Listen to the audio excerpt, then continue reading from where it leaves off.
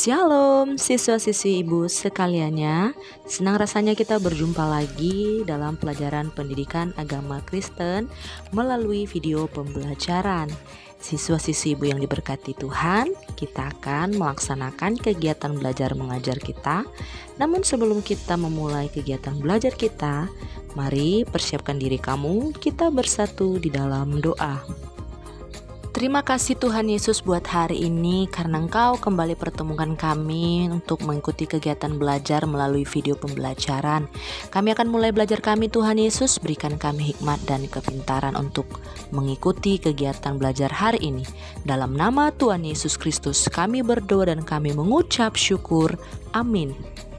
Sebelum kita masuk dalam penjelasan materi, Ibu akan sampaikan tujuan pembelajaran kita.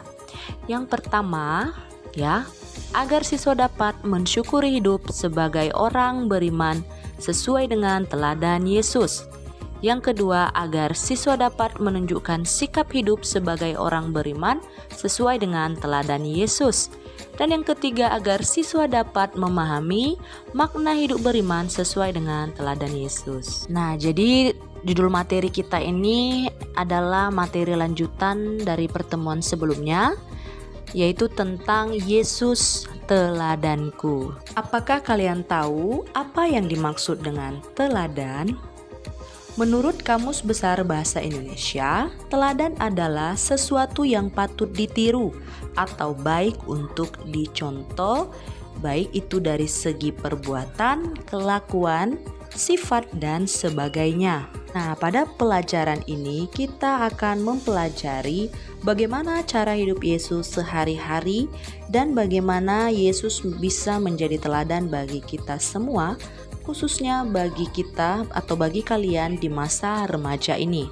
Teladan pertama yang dimiliki oleh Yesus yaitu Yesus peduli dengan yang menderita. Salah satu contoh yang menunjukkan teladan hal ini adalah ketika Yesus menyembuhkan seorang yang mengalami penyakit kusta. Apa itu kusta? Kusta adalah semua macam-macam penyakit kulit. Kemudian penyakit yang tidak tersembuhkan di zaman Tuhan Yesus disebabkan oleh bakteri tertentu.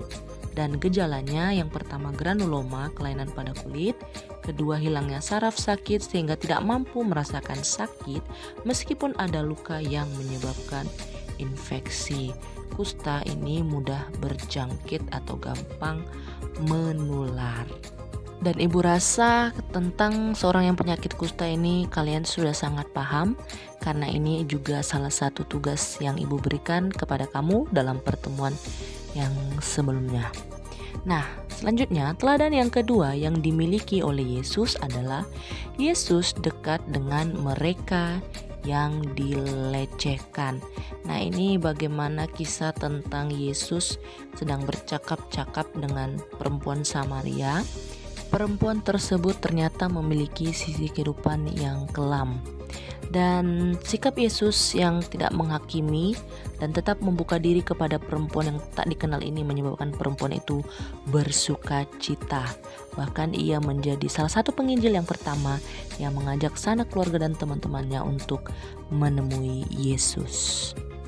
Teladan yang ketiga yaitu Yesus membenci ketidakadilan. Pada hari Paskah Yesus pergi ke bait suci di Yerusalem. Ia sangat terkejut karena di sana ia menyaksikan pemandangan yang sungguh tidak layak bagi sebuah bait suci. Ia melihat ada banyak pedagang binatang kurban dan penukar uang di sana, sehingga ia pun menjadi marah. Nah, ini adalah salah satu contoh bagaimana Yesus sangat membenci ketidakadilan. Kamu juga pasti sudah pahami. Ini merupakan tugas yang kamu kerjakan pada pertemuan yang sebelumnya. Dan teladan yang keempat, Yesus membenci kemunafikan. Salah satu kelompok yang penting di masa Yesus adalah kaum Farisi. Mereka meyakini bahwa ketaatan kepada peraturan-peraturan keagamaan sangatlah penting. Pada waktu itu banyak orang Yahudi yakin bahwa ketidaktaatan dan pelanggaran-pelanggaran Taurat telah menyebabkan nenek moyang mereka dibuang ke Babel oleh Allah. Nah, ini dalam Matius 7 ayat 3-5. Mengapakah engkau melihat selumbar di mata saudaramu sedangkan balok di dalam matamu tidak engkau ketahui? Nah, di sini maksudnya adalah kita sibuk memperhatikan kesalahan-kesalahan orang lain yang terlihat di depan mata kita, sementara kita tidak menyadari bahwa kita memiliki kesalahan-kesalahan yang tidak terlihat oleh kita atau tidak kita sadari secara langsung. Jadi Tuhan tidak menginginkan hal seperti ini dimiliki oleh murid-muridnya. Maka dari itu Yesus sangat membenci kemunafikan.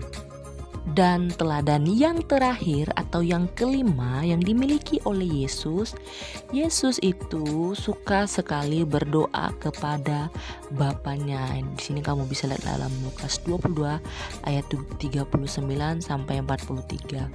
Kita sudah cukup banyak membahas sifat-sifat positif Yesus yang dapat diteladani dan dijadikan bagian dari kehidupan kita. Nah, keteladanan Yesus ya adalah hal-hal yang dapat ditiru dan seharusnya dapat dilakukan oleh kita semua sebagai pengikut Tuhan Yesus. Jadi waktu itu ketika Yesus berkumpul bersama murid-muridnya, ia sudah tahu bahwa dia akan dijual, dia akan diserahkan kepada manusia, sehingga dia mengambil jarak dari murid-muridnya, mengambil waktu untuk berteduh, bersateduh dan berdoa kepada Bapa yang di sorga. Nah, itulah dia teladan-teladan yang dimiliki Yesus yang menjadi perbuatan yang patut kita tirukan dalam kehidupan kita. Dan contoh-contoh kisah yang menunjukkan keteladanan Yesus itu merupakan tugas yang kamu kerjakan di rumah pada pertemuan sebelumnya. Ibu berharap kisah-kisah tersebut dapat kamu pahami dan kamu ingat, karena ini akan berguna untuk evaluasi. Nah, siswa-siswi Ibu sekaliannya, penjelasan materi kita hari ini selesai sudah, dan minggu depan kita akan melaksanakan ulangan harian yang kedua. Persiapkan diri kamu di rumah ya. Nah, Ibu akan memberikan tugas buat kamu, yaitu tugas pertemuan ke-12. Ini dia tugas yang harus kamu kerjakan. Kerjakanlah tugas tersebut tepat waktu dan kirimkan lewat Classroom ya anak-anak Ibu. Baiklah, karena pertemuan kita sudah selesai, maka kita tutup pertemuan kita hari ini dengan doa. Mari persiapkan diri kamu, kita bersatu dalam doa. Tuhan Yesus yang baik, terima kasih.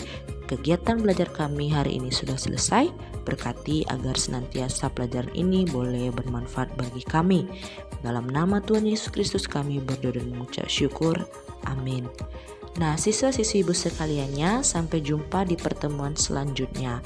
Ingat, tetap laksanakan protokol kesehatan dimanapun kamu berada. Jangan lupa tetap berdoa di rumah agar COVID segera berlalu. Tetap semangat belajar di rumah, berikan yang terbaik untuk prestasi kamu. Terima kasih, sampai jumpa minggu depan. Tuhan Yesus memberkati. Shalom.